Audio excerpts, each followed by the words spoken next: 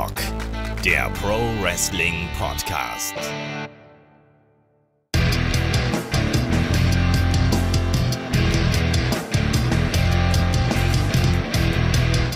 This experience as a whole is great. This is actually what I needed coming out of my previous relationship. I just wanted to have fun, and I was depressed and I wasn't really enjoying myself. And by myself, I just mean me, because I'm a fun-spirited person. I like to have a good time, and I think that spreading positive vibes and just laughing and creating memories in and out the ring is important. And so to have these type of weekends, it's the greatest thing in the world. I think it's fantastic, especially when like the camaraderie is just extraordinary and it's awesome. You got mad, everybody screaming Botchamania, great chants for ACH. I think it's great, man. I think it's fantastic. Sweet ACH. Oh. Yeah, I created another one. I can go all day with this.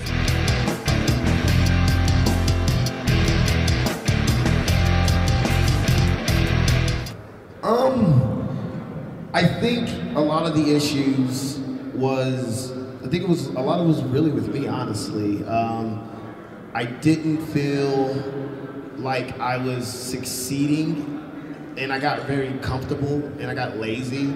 And with that, I got depressed because I wasn't going to, I wasn't going to the gym, I wasn't doing the things that were necessary to be an actual good pro wrestler, you know what I mean? So like, when you don't work out, you're not motivated, and you show up to work and you're just like, yeah, whatever. And I had guaranteed money coming in, so regardless if I gave an A+ effort, which I always did, but I kind of just felt like I was running in place. And when you're running in place and you feel like you're not losing anyway, you're just like, what is this worth? So that was kind of my mentality there. And I just always knew I always had a payout, so I was like, okay, whatever, you know what I mean? But I just didn't feel fulfilled, and I didn't feel like I was in control of my destiny or my future. And that was the one thing that I really needed to get back to, was just knowing what I was going to do 2 months in advance, you know what I mean? So I just felt like it was just time for me to leave. I just felt like in order for me to be who I feel like I can be and who I want to be, I had to leave. Like, it was just time to go, and it was just good timing. And all the stuff that happened afterwards, I mean, I had nothing to do with that.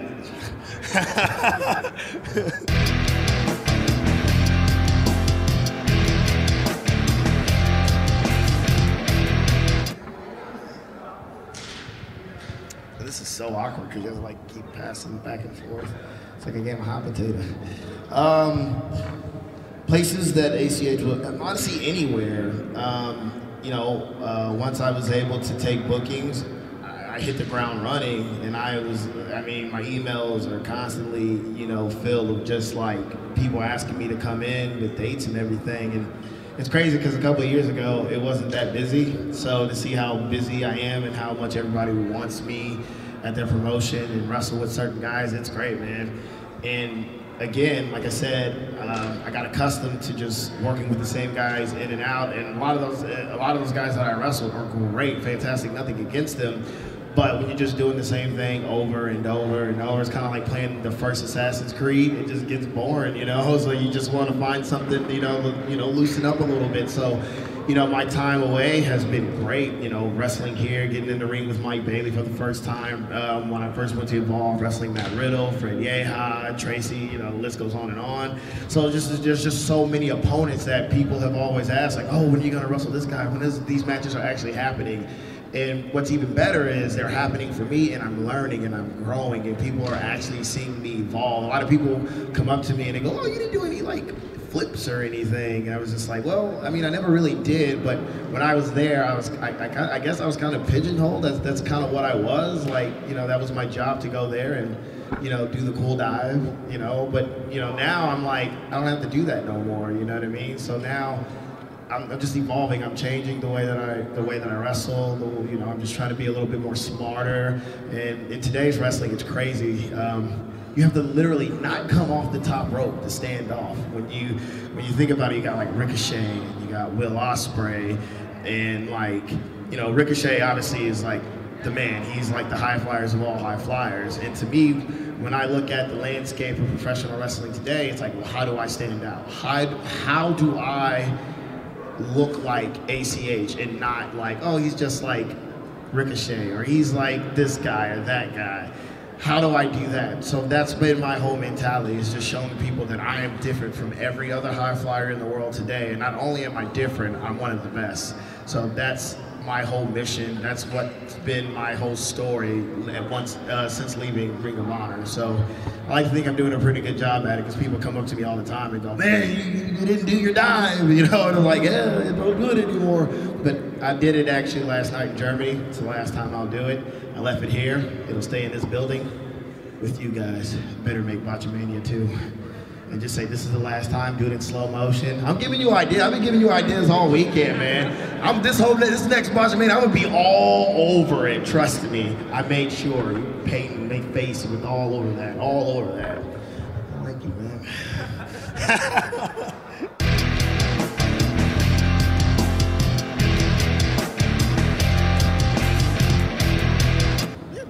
Man, you guys really gotta get this mic going. Oh, is this recording me? Oh. Oh, makes sense now. So bootleg. So, believe it or not, my time in Ring of Honor, whenever the New Japan guys would come, whenever they would do the joint shows, I always felt like I was never getting my fair shot. I always felt like I always had bad showings in front of them, but apparently they were paying attention and they really liked me. And I think the match that helped me out the most was my match against Naito when he was the main champ at the time in New York. And Gato just comes up to me when I walk backstage and goes, "Good job, good match." And I go, "Oh, thanks." I was like, I didn't even know they paid attention. And one day, I can tell you, I can put you in the time frame, everything. I was actually at one of my favorite burger places in Texas. I was at Fuddruckers, and I was actually eating with a friend, and he was asking me about, like, so what are your plans, you know, blah, blah, blah, this and that, like, what are you gonna do, you know, when your contract's up? And I was like, oh, I don't know, you know. I was like, I really want to go to Japan, you know, I got into all of that. Walking outside to my car, Jeff Jones calls me, and I'm like, what is it calling? And I pick up the phone and go, hello? And he goes, what are you doing? And I was like, getting in my car. He goes, okay, you ready for this? And I was like, yeah. He's like, bro, you're going to Japan. And I just like stopped and I just like looked around, and it was like an empty parking lot, and I was just like, yes! I was like screaming up and down. I was literally in joy. I was almost in tears. I'm a very emotional person. So like I was like jumping up. I was like, oh my, this is great, this is great. And he's like, yeah, but I don't know what it is. And you didn't hear it from me. But you're going to Japan, bro. Just know you're going to Japan. Next thing you know, I get like an email from like Tiger, Tori, and like the office, and next thing you know, everything is just starting to kind of work out. And something that stuck out to me was Jeff's kind words. A lot of people give Jeff Jones a bad rap, but I think Jeff Jones is a great guy. Judge, he actually told me, he goes, man, I'm very proud of you. And he goes, out of all the guys that have gone to Japan, and I can't confirm or deny this, but he was like, you're the only guy that didn't beg Delirious or like, you know, bug him to get you going. He's like, you are going off of your hard work. Like, they've seen you progress. They've seen you get better with each match, and they picked you. They want you to go. So for that, to me, that meant something to me, because I'm not an ass kisser, not saying that anyone else did, but, you know, I just didn't want to be that guy, you know, to be like, hey man, can I go to Japan? Can I go to Japan? Can I go to Japan? You know what I mean? I'm a firm believer that hard work pays off. And it feels way much better when you work hard for something, you dedicate yourself to something, and you get rewards like that. Because I like to think that I share my rewards with all the people. And when I got there, it was cool because they took me in because I'm a dweeb. You know, I love anime, of course, and just the locker rooms are great. The way they treat wrestling is so different. It's so professional. From like everything, the way they protect everything, the way they take care of you. They got doctors in the back. I get my knees wrapped. Like, it's just everything that they do for professional wrestling. it's some of the best. It's the best way to treat professional wrestling, and I think a lot of people everywhere, all companies and everybody, even the fans, even the wrestlers, I think we should all handle and take wrestling. Sorry, we should all take wrestling like that. Like it's great. And tagging with Ishimori, man, it was crazy because we met maybe a couple of years prior to that, and I didn't even think anything of it. But instantly we clicked because apparently he liked One Piece, and we just brought something out of each other, which was really weird. Like, you know, he's kind of very, you know, serious, and I'm just like, whatever, you know. So like we brought something special out of each other. And during that whole Noah run, man, I just learned so much. And I'm going back and watching it now, even though it's not that long ago, watching it now just looks funny. See this like African American come out dressed as an anime character in Japan. But it got over, so I couldn't complain. So people would go, oh, Mugiura. And, you know, everybody, the guys in the back would all go, Luffy, oh, Mugiura. So I thought that was cool. And then when we got to New Japan, it was a totally different mind change, totally different mindset. Everything just changed just because the way that New Japan is presented there. It was like moving from, it was like playing for the Texas Rangers, and then someone goes, oh, you're being traded to the New York Yankees, and you're like, oh, here we go. So we just had to like step our game up to a whole other level. First match against the Bucks, and then we just kept going after that, and like, I felt like it was kind of do or die for us, and we went all the way to the finals, and unfortunately we didn't win, but I think we both had a great showing. So I'd love to go back.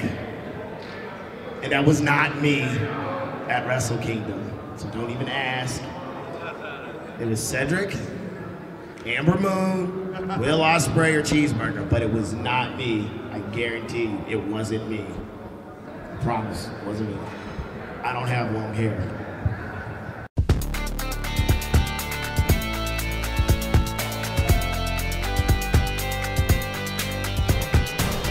Headlock, der Pro Wrestling Podcast.